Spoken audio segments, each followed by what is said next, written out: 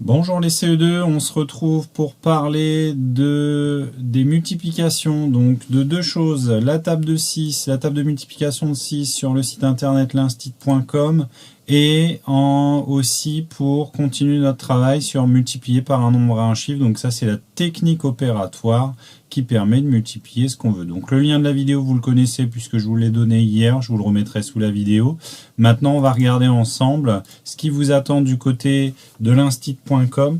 Donc je vous invite à aller dans exercice mathématique, table de multiplication, calcul, et là vous avez exercice 2, la multiplication, table de multiplication s'entraîner. Alors normalement le lien que je vous ai donné c'est une seule table dans le désordre normal, table de 6, et comme ça vous pouvez vous entraîner à ça. Bien entendu vous pouvez vous amuser à mettre plusieurs tables, comme ça vous mettez d'autres tables qu'on a déjà vues, mais pour l'instant notre objectif c'est la table de 6 puisque c'est ce qu'on a commencé la semaine dernière. Voilà.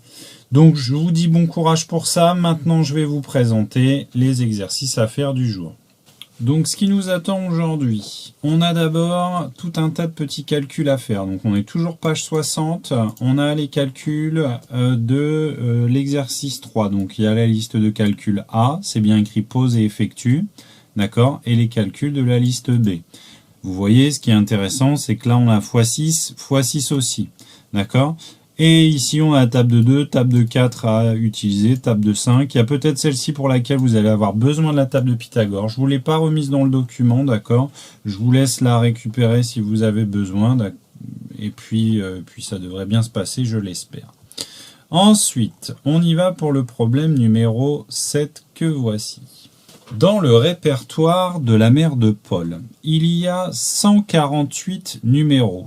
C'est un répertoire, si vous ne savez pas ce que c'est quelque chose qui permet de classer dans l'ordre alphabétique. Bien souvent, on met les adresses, les numéros de téléphone, et les répertoires, maintenant, pour la plupart du temps, ils sont numériques, ils sont dans votre smartphone, dans les tablettes, ou que sais-je encore. Dans celui de son père, qu'est-ce qu'on sait dans celui de son père? Donc, il y en a 3 fois plus. Combien de numéros y a-t-il dans le répertoire de son père? À vous de trouver donc la bonne opération, de ne pas vous louper, et d'écrire la phrase réponse pour répondre à cette question qui répondra à savoir combien il y a de numéros dans le répertoire de son père. Et enfin, on termine avec les hamsters que voici. Une femelle hamster peut avoir en moyenne 8 petits par portée, et cela tous les mois. Donc, un mois, 8 petits. Le deuxième mois, 8 petits en plus. Le troisième mois, 8 petits en plus. Et ainsi de suite, et ainsi de suite, et ainsi de suite. Ok ? Combien de petits une femelle hamster peut-elle avoir en 18 mois? Donc là, c'est intéressant, c'est que vous voyez, on a 18 mois et là, on a 8 petits. Donc, à vous de voir comment on va procéder pour calculer cela. D'accord ? On sait qu'elle a 8 petits par mois.